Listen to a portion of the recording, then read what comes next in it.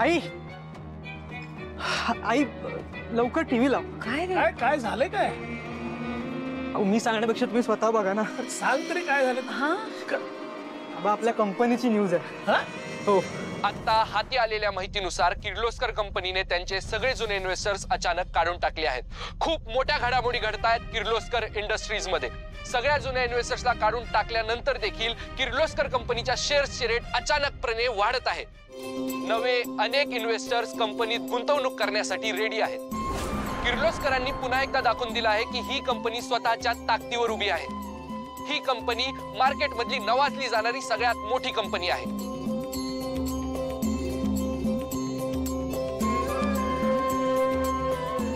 कुठल्या तरी मूर्ख बेअक्कल लोकांनी आपल्या इन्व्हेस्टर्सना फितवण्याचा प्रयत्न केला.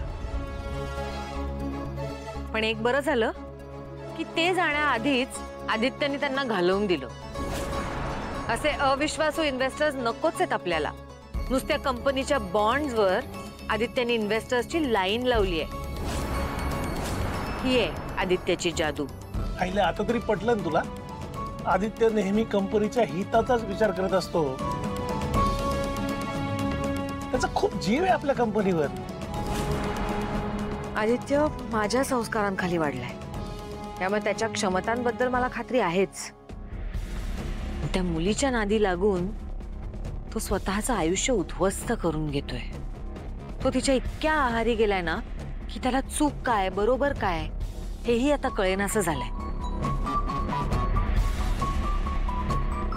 वहिनी, मलाही असंच वाटतंय की यात आदित्यची काही चूक नाहीये. हे सगळं तिने केलंय. बिचाऱ्या आपल्या आदित्यची काय अवस्था झालीये. आता पण कुठेतरी डिलिव्हरी देत फिरत असेल.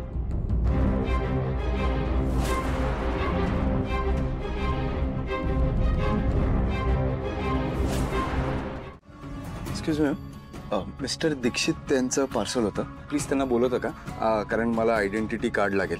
एक मिनिट. हॅलो, तुला कळत नाही का? तुला फोन करून बोललो होतो ना मीटिंग मध्ये. तुम्हाला थोडा वेळ थांबावं लागेल. सर मीटिंग मध्ये आहेत. त्यांची महत्वाची मीटिंग सुरू आहे. ओके.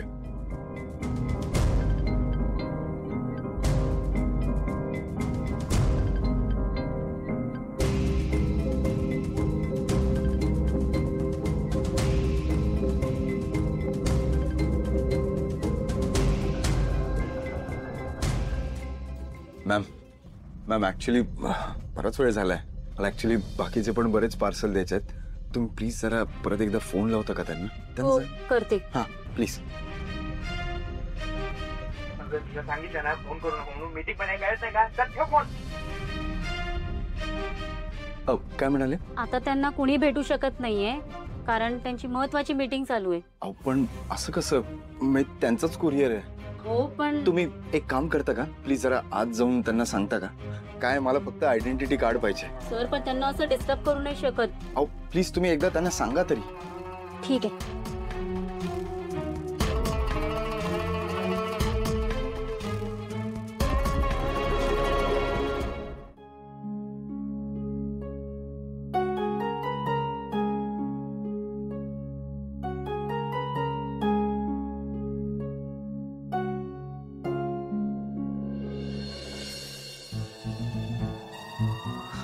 Yes sir. सर अरे काय काय कसे काय नाटकं चालू आहे तुझी? अरे साधा डिलिव्हरी बॉयस तू. जरा थांबता येत नाही तुला? तुला माहिती आहे का आतमध्ये किती महत्वाची मीटिंग चालू आहे, किती कोट्यावधीचा व्यवहार चालू आहे. अरे तुझ्यामुळे माझे 3 कोटीची डील आता फिसकटणार होतीस. नाही नाही हे बघ, आता तुझ्यामुळे मला मीटिंग अर्धवट सोडायला लागली ना. नाही आता तू सांग त्या माझ्या क्लायंटला. चल काय सांगू चल सर? चल चल चल चल. अरे सर. नाही चल. अरे असं करताय तुम्ही? तू सांग आता त्यांना. आई ओके ओके बोलू बाय. येऊ का? ये की. तुला कधीपासून परमिशन लागायला लागली आत यायला? बोल. आई मी आज खूप खुश आहे. तुम्ही दादा आणि पारूला घरी जेवायला बोलवलंय. मला विश्वासच होत नाहीये. प्रिया, तुझ्या आनंदाला थोडा आवर घाल. हे बघ, मी आपल्या हितचिंतकाला घरी जेवायला बोलवलंय. कारण किर्लोस्कर कोणाचे उपकार ठेवत नाही. आदित्य जागी इतर कुणीही असतं ना तरीही आपण त्याला घरी जेवायला बोलवलं असतं, एक छानसं गिफ्ट दिलं असतं थँक्यू म्हणून. त्यामुळे एवढंच आहे ते. आणि हो, सावित्री बरोबर ठरवून घे आज जेवणात काय करायचंय ते. मी येते थोड्या वेळाने बघायला. हो जाते.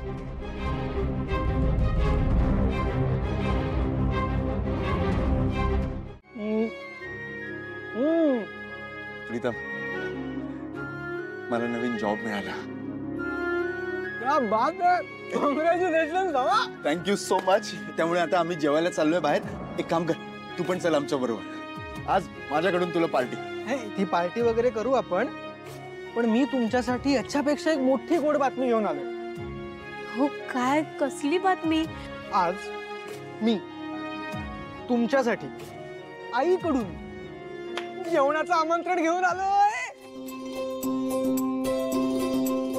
काय?